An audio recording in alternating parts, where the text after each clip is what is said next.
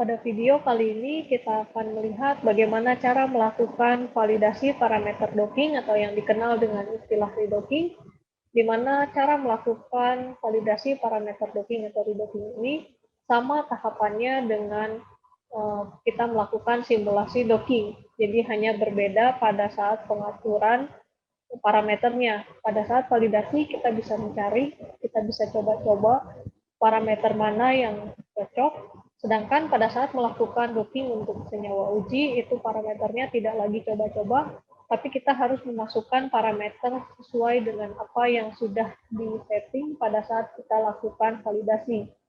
Ketika kita lakukan validasi, tentu saja sudah diatur parameternya. Ketika itu valid, maka parameter yang sama itu akan digunakan untuk docking ligan uji.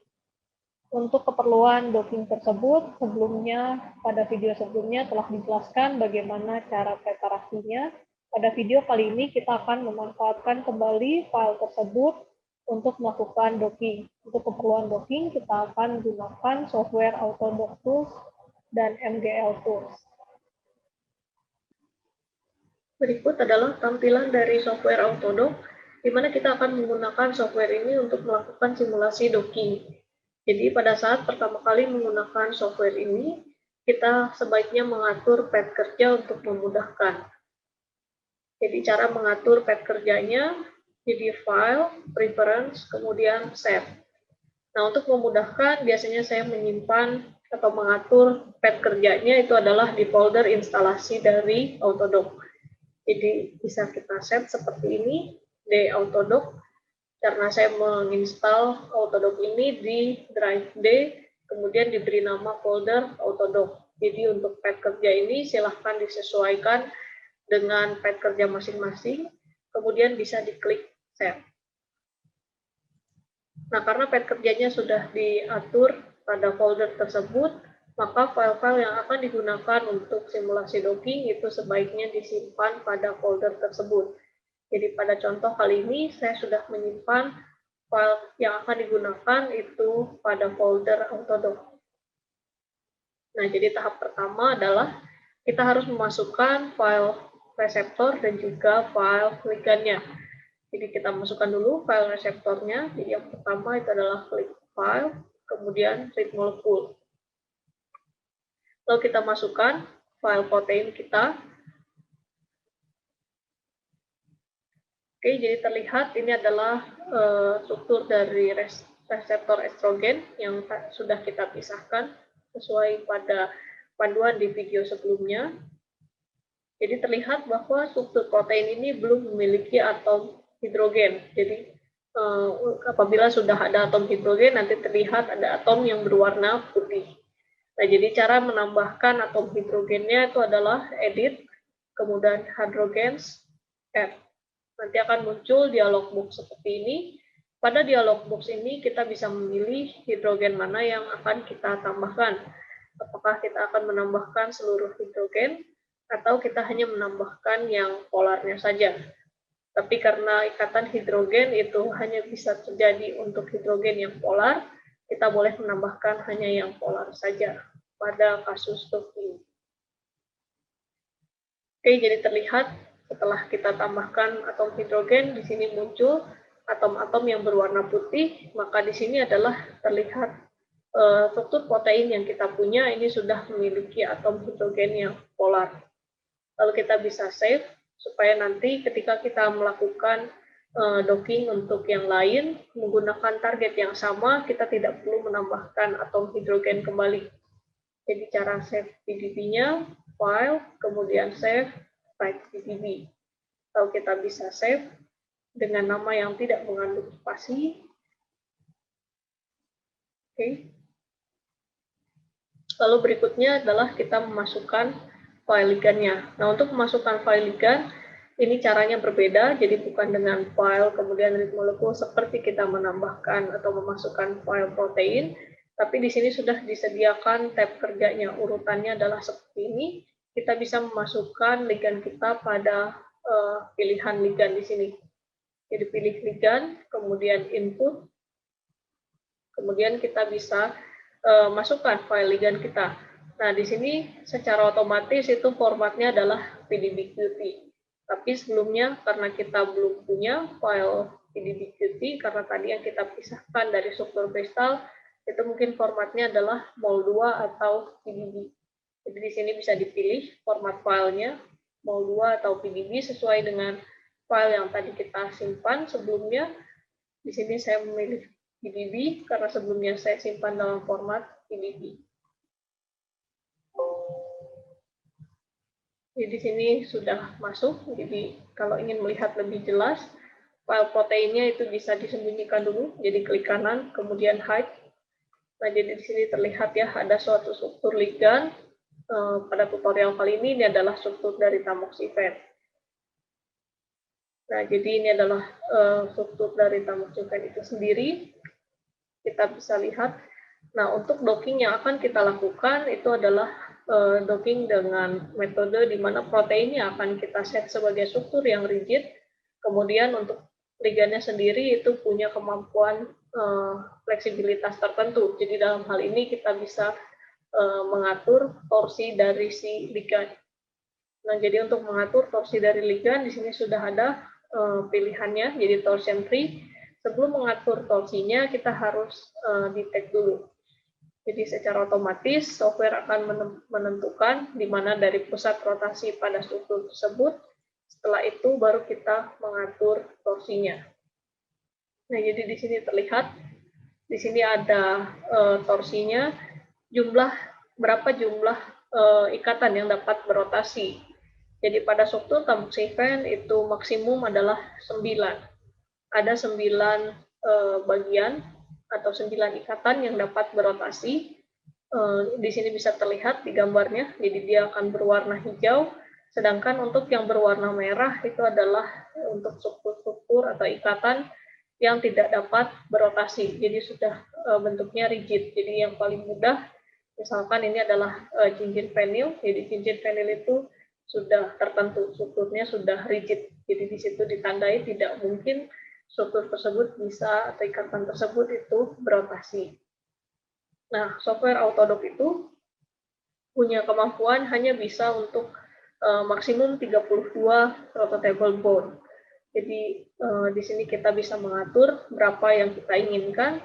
Kalau andaikan punya ligan yang sangat-sangat besar, kemudian rototable bond-nya itu lebih dari 32, maka tidak bisa di running. Jadi harus sebagian dimatikan, karena untuk software ini dia maksimum pengaturan rototable bond-nya hanya 32. Nah, di sini kita lihat struktur tamoxifen itu hanya 9, jadi kita bisa maksimumkan. Oke, kalau sudah, kita bisa save untuk ligannya. Jadi untuk save struktur ligannya itu tidak dalam format PDB, tapi kalau dilihat di sini akan save sebagai file PDB-Qt. Oke, jadi kita bisa simpan. Oke, kalau dimunculkan kembali file proteinnya, jadi terlihat ya ligannya itu ada di dalam struktur protein, karena ini kan memang sebelumnya adalah kita ambil dari struktur kristal, kita hanya memisahkannya menjadi 2 file tanpa modifikasi, kemudian kita buka kembali, jadi pasti file ligannya itu ada di dalam file protein. Nah, kemudian kita sudah selesai ini untuk menyiapkan protein dan ligan di software Autodock. Berikutnya kita bisa masuk pada pengaturan parameter docking.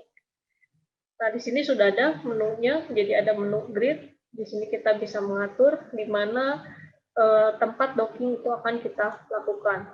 Jadi di sini terlihat kalau diklik bagian yang grid, sini sudah ada pilihannya, itu kita bisa ikuti. Yang pertama itu dari makromolekul.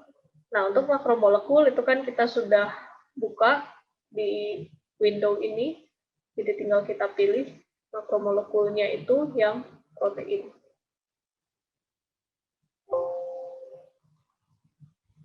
Oke, dia akan meminta untuk menyimpan dalam format PDB-Qt, karena pada tahap sebelumnya itu kan kita hanya menyimpan dalam format PDB. Oke, jadi terlihat ya di window-nya itu warna dari struktur dari protein juga akan berubah.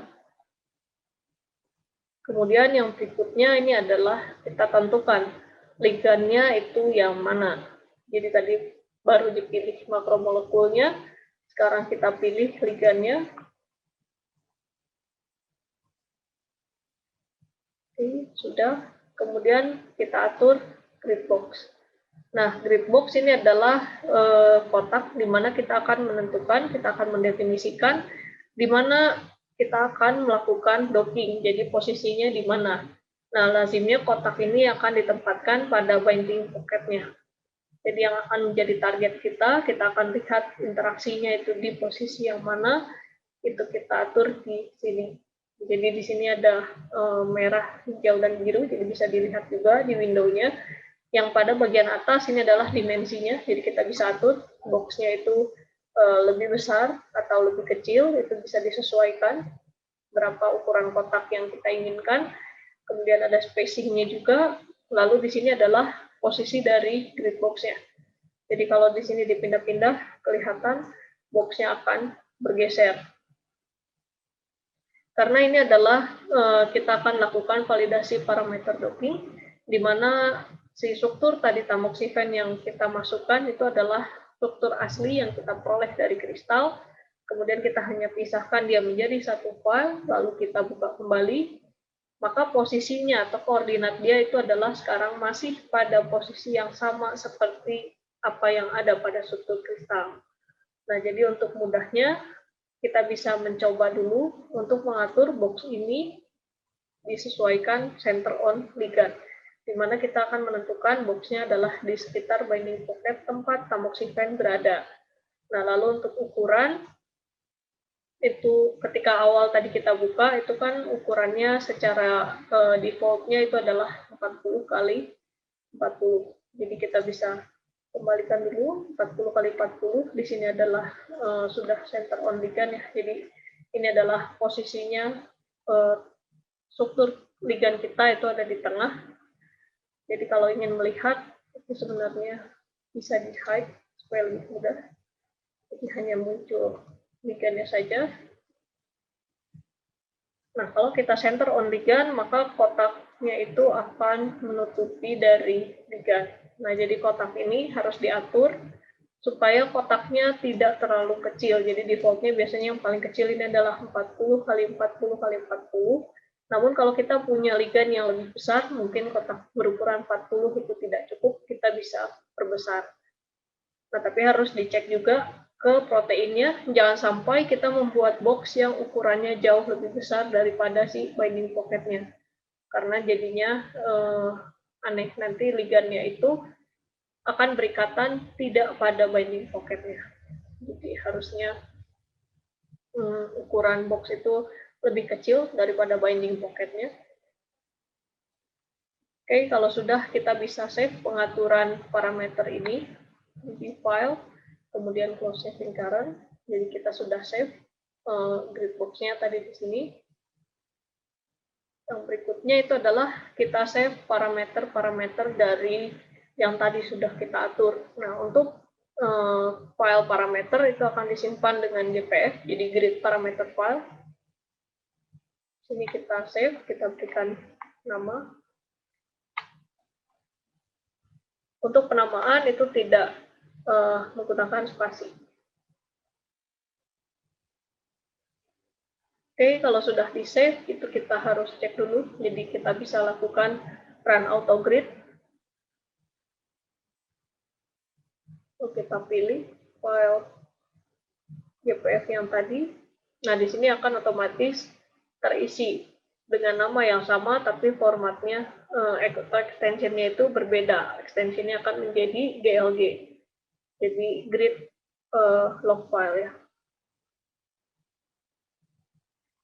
Nah, jadi tinggal kita launch, kita lihat kalau masih ada kotak seperti ini artinya proses autogrid-nya masih berlangsung. Ketika itu selesai, biasanya box-nya akan hilang.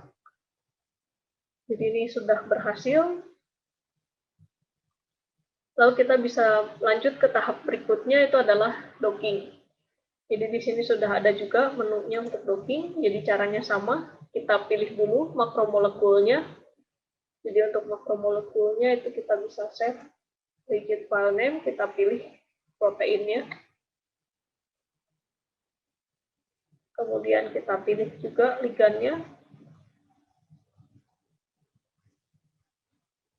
Jadi di sini terlihat kita mengatur ligan dengan torsi 9. Nah, lalu di sini ada pilihannya. Untuk sekarang kita gunakan untuk genetik algoritma untuk pencarian parameter pencariannya. Di sini terlihat adalah jumlah GR-an. Jadi jumlah untuk GR-an di sini adalah berapa banyak konformasi yang ingin kita hasilkan. Jadi kita memerintahkan software untuk mencari berapa konformasi dan berapa banyak konformasi yang harus dia evaluasi dalam satu kali simulasi. Jadi di sini bisa 10, bisa 100. Nah, jadi tergantung pada kebutuhan kita, itu bisa disesuaikan. Nah, untuk tutorial kali ini supaya cepat, ini saya gunakan hanya 5. Kemudian di sini pun ada evaluasinya. Nah, jadi untuk evaluasi itu ada medium, ada short, ada long, jadi bisa dicari mana parameter yang sesuai untuk kebutuhan penelitian. Jadi semakin banyak evaluasinya, kalau kita pilih long, tentu saja evaluasinya akan semakin baik. Jadi yang tadi juga sama, kalau jumlah GR-nya itu terlalu sedikit, mungkin kita tidak akan menemukan hasil yang baik.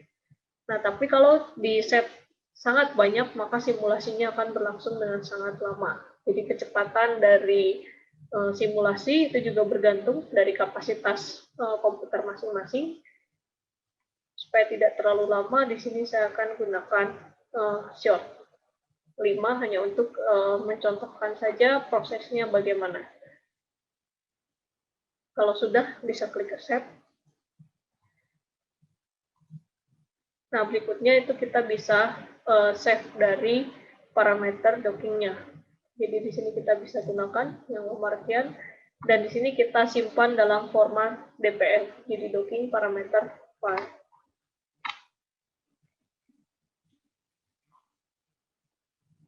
Oke, kalau sudah bisa kita save. Lalu kita running untuk dockingnya, jadi caranya adalah run, kemudian run autodock. Jadi sama caranya di sini, tinggal kita pilih file DPF-nya, otomatis akan terisikan untuk output-nya. Lalu kita launch, jadi kita tunggu sampai prosesnya selesai. Jadi software akan mencari, dia akan membuat konfirmasi pertama, dilakukan evaluasinya, kemudian setelah evaluasi untuk konfirmasi yang pertama selesai, lanjut ke konfirmasi 2, dan seterusnya. Hal itu yang menyebabkan kalau kita set konfirmasinya terlalu banyak, itu akan lama simulasinya. Nah, di sini saya hanya setting 5 sehingga sudah selesai, jadi tidak begitu lama. Kemudian evaluasinya pun short, jadi evaluasinya hanya singkat.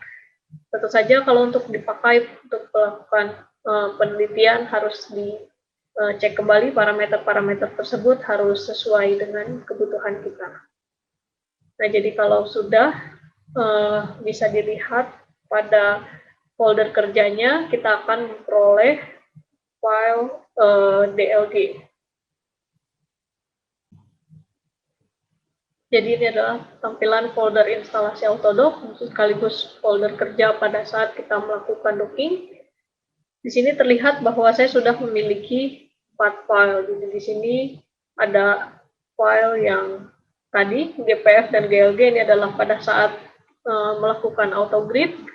Kemudian untuk DPF dan DLG ini adalah hasil dari docking. Nah, nanti file DLG ini menyimpan informasi terkait dengan simulasi docking yang baru saja kita lakukan dan akan kita gunakan untuk analisis lebih lanjut. Jadi sekian untuk melakukan simulasi docking. Evaluasi atau analisis terhadap hasil docking akan disajikan pada video berikutnya.